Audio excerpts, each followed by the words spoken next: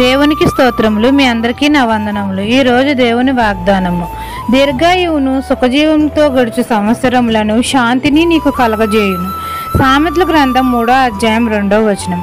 మన తండ్రి అయిన యెహోవా మనల్ని నా కుమారుడా అని పిలుస్తున్నాడు. తండ్రి ఆజ్ఞలను మనం హృదయపూర్వకంగా అంగీకరించి వాటిని పాటించాలి. అప్పుడు తండ్రి మనకు దీర్ఘాయువును కలగజేస్తాడు. మన కుటుంబంతో సుఖజీవంతో గడిచే సంవత్సరములు దయా కిరీటంగా ఇస్తాడు. మనం జీవించే సంవత్సరములు అధికములవుతాయి. శాంతిని కలగజేస్తాడు. తండ్రి దయను సత్యమును ఎన్నడూ మనం విడిచిపెట్టకూడదు. వాటిని మనము కంఠభూషణంగా ధరించుకోవాలి. తండ్రి ఆజ్ఞలను మన హృదయం అనే పలక మీద వాటిని వ్రాసుకోవాలి. అప్పుడు మనం అందరము దేవుని దయను పొంది మనం జీవించు సంవత్సరములు దీర్ఘాయువును సుఖజీవంతో గడిచే సంవత్సరములు శాంతిని మనకు కలగజేస్తాడు. అనేక మేలులు మన జీవితంలో, అద్భుత కార్యాలు మన తండ్రి మన జీవితంలో చేస్తాడు. ఈ దిన వాగ్దానం మీ నా జీవితంలో నెరవేరాలని కోరుకుంటూ దేవుని సువార్త పరిచర్యలో మీ సహోదరి ఆమె.